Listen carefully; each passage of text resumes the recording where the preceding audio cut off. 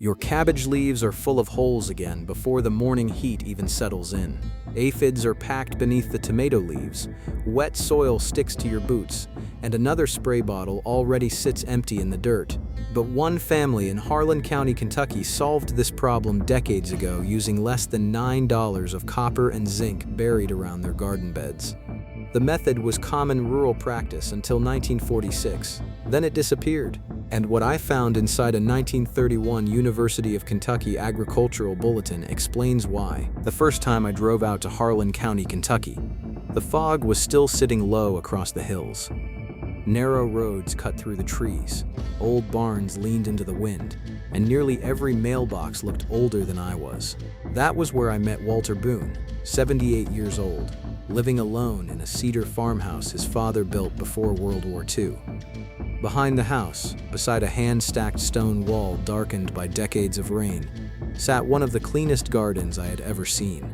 No chewed bean leaves, no potato beetles, no squash bugs crawling underneath the leaves. What bothered me was not how healthy the garden looked.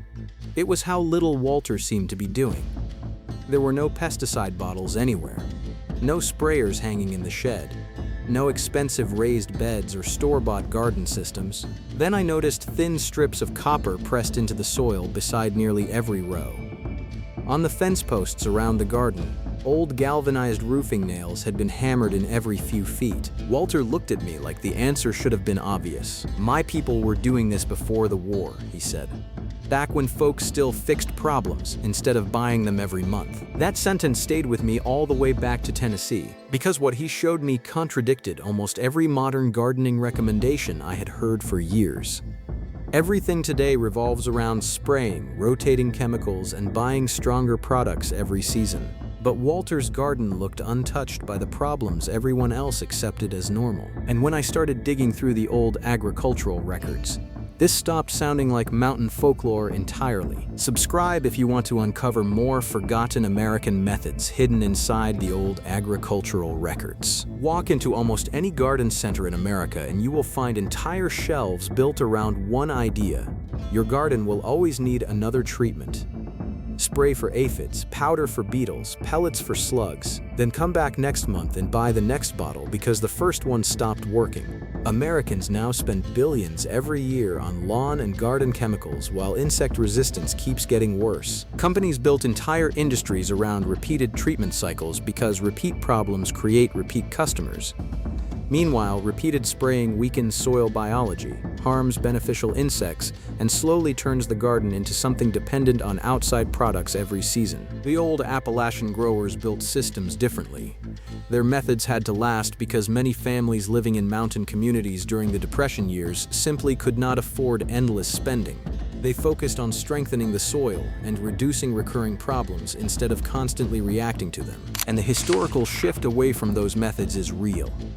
After World War II, chemical agriculture expanded rapidly across America as DDT and industrial pesticide systems entered mainstream farming practices. Even the EPA documents how dramatically pesticide use increased during that period. That is the part modern gardening advice rarely talks about. Stay with me, because the next piece explains why old growers believed healthy gardens should become harder for insects to survive in over time, not easier. Walter finally showed me exactly how they set the system up.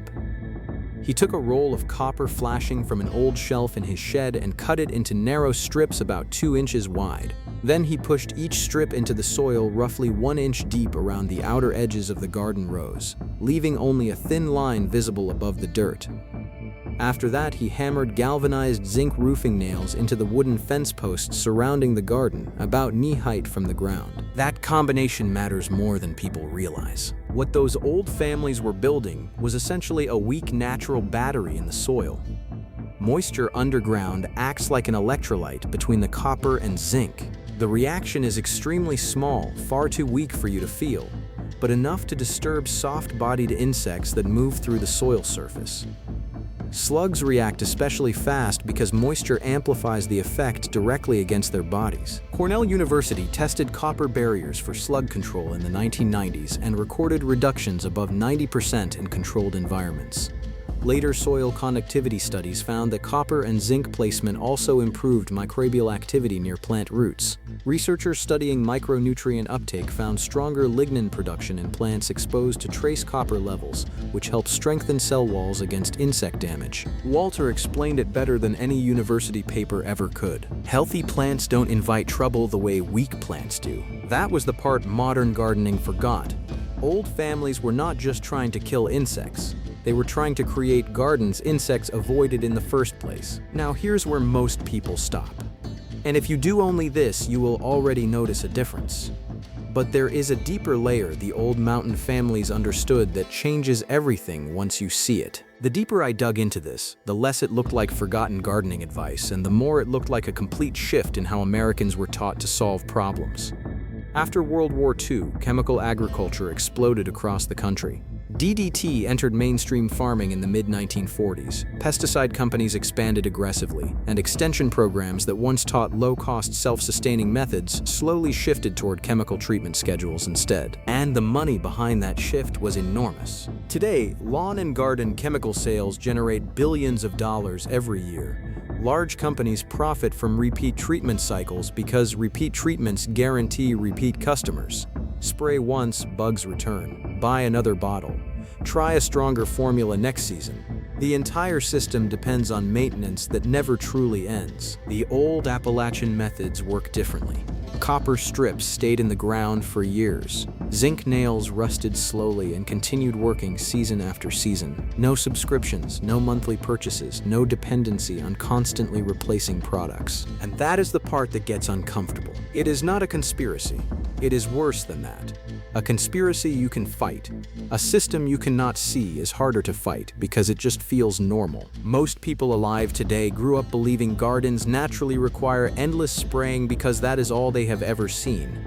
But frontier families and Depression-era homesteaders built systems designed to reduce recurring problems, not feed them. That difference matters more than people realize. And before I show you the final piece hidden inside the archive records, you need to understand one thing the old gardeners believed about insects that modern agriculture almost completely abandoned. If you walked into a hardware store this afternoon, you could build this entire system for less than the cost of one large pesticide bottle.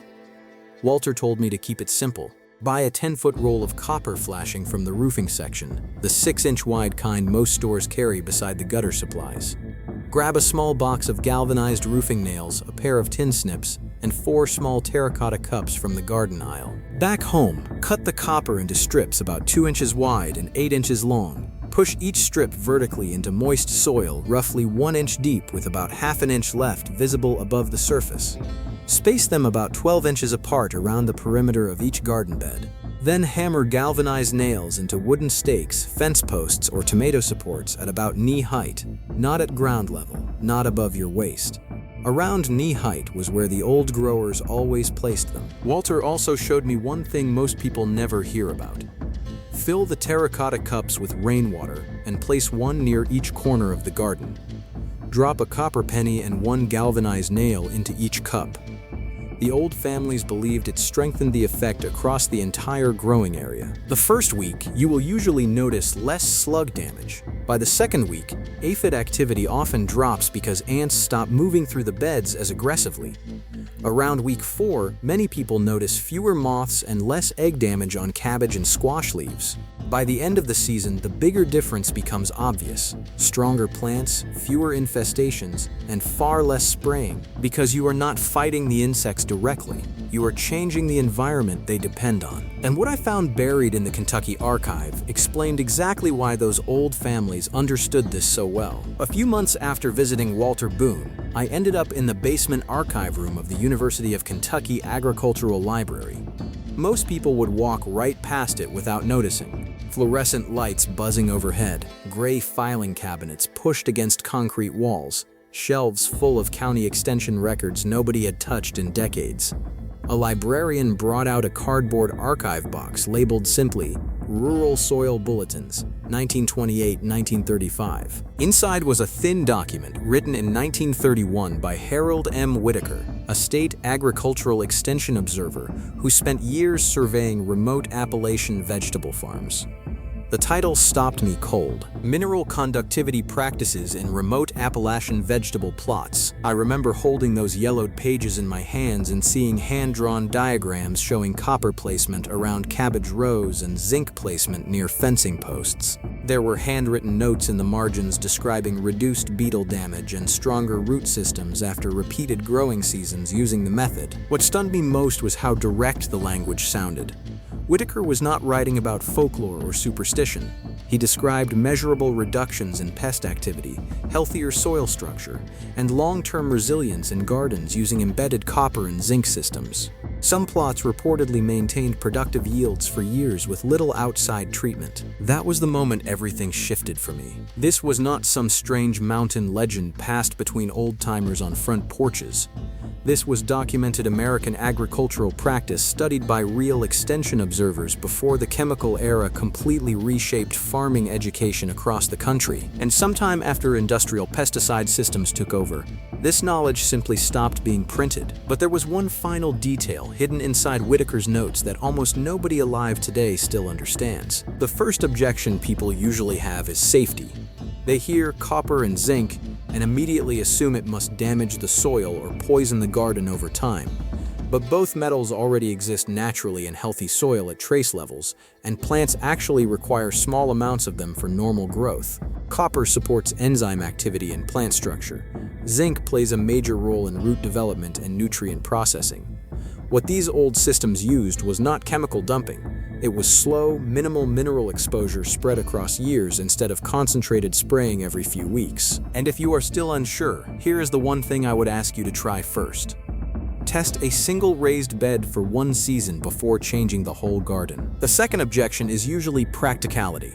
People think their situation is different. Maybe they have raised beds, containers on a patio, a suburban backyard, or heavy clay soil instead of mountain ground. But Walter told me these methods were adapted constantly depending on the property. Copper strips can line raised beds just as easily as open rows. Zinc nails work on wooden planters, fences, or support stakes.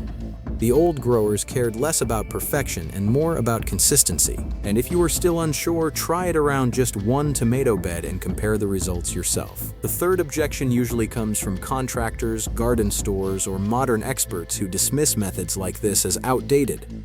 But modern systems are designed around scalability and repeat purchasing. Old systems were built around durability. Frontier families needed solutions that still worked years later without draining money every season. And if you are still unsure, there is one final thing the old Appalachian growers understood about insects that modern gardening almost completely forgot. You did not lose this knowledge naturally. It disappeared one sales catalog at a time, one chemical solution at a time, one generation at a time.